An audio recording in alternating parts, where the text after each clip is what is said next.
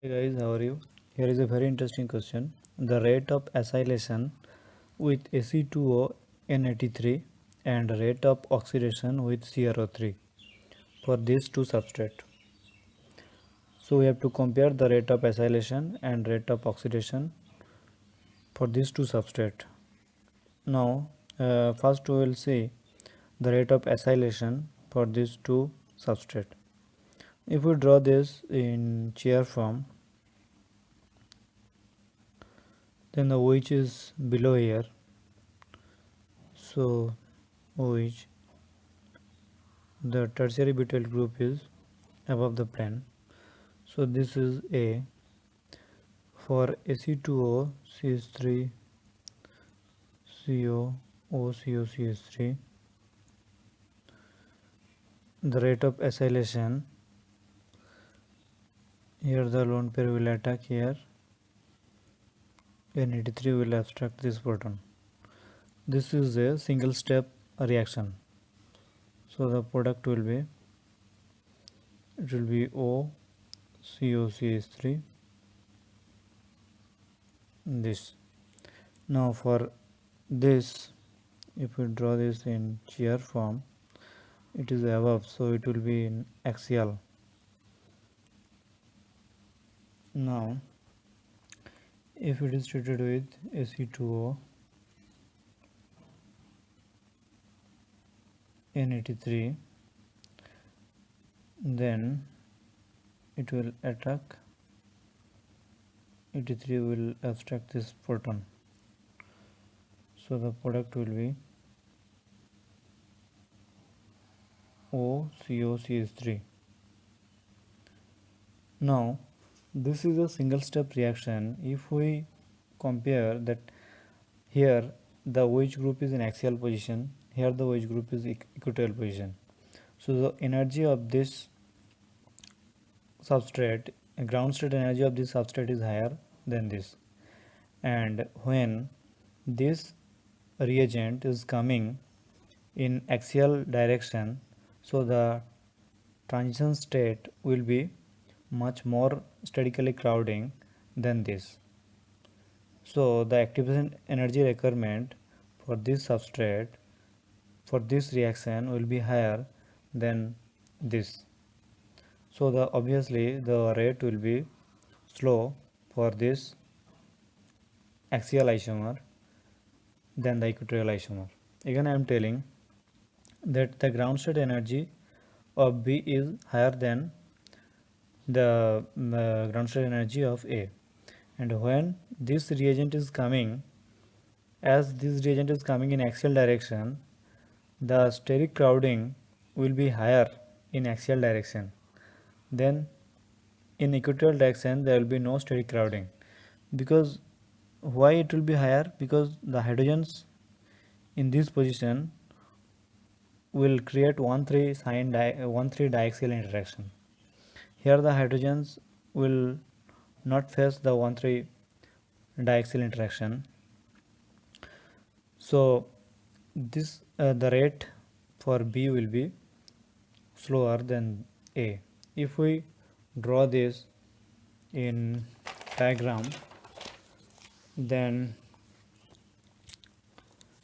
let's say this is the ground state of A. The ground state of B is higher. This is the ground state of B.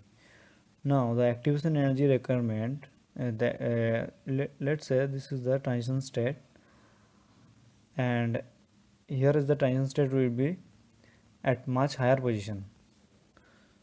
So the activation energy requirement will be this, and here the activation energy requirement will be this.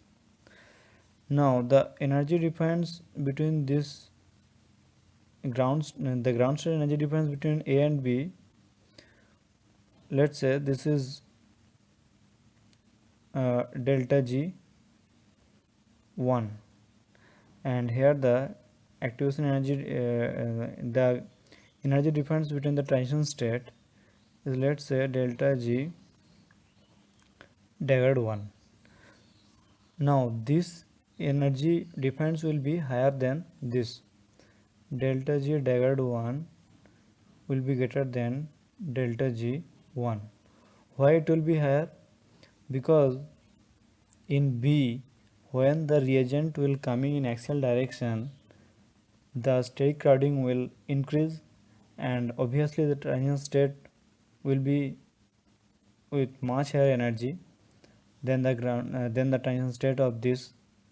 So delta G daggered 1, that is the energy difference between the energy difference of transition state between A and B will be higher than the energy difference of ground state of A and B.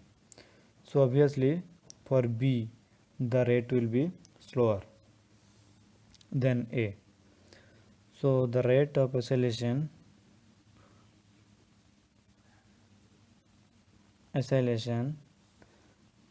A will be higher than B. Now if we see the chromium oxide oxidation, then what will happen? Here the OH, this is A, and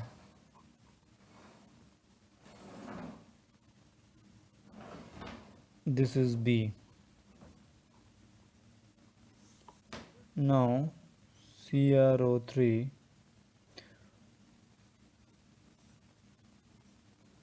the mechanism of this oxidation is like this. So first chromate ester will be formed. Chromate ester will be formed, and then one hydrogen will be removed. So the product will be this. For B also the mechanism will be same. CrO3. So first it will attack here chromium,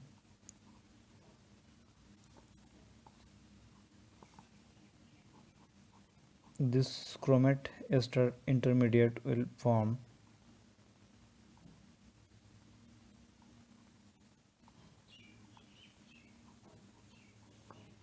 Now this proton will eliminate and it will be converted to a carbonyl group. Now here you can see that both this product are same. Now in this reaction, this is the fast step and this is the slow step. Also for this is the fast step and this is the slow step. Now now we have to see which one is much slower here. As we can see here that in this intermediate, this group is in axial position and it will have obviously much higher energy than this, because in this intermediate this group is in equatorial position. So here no 1,3 sign diaxial interaction is present here, but here this hydrogen will create severe sign 1,3 sign diaxial interaction.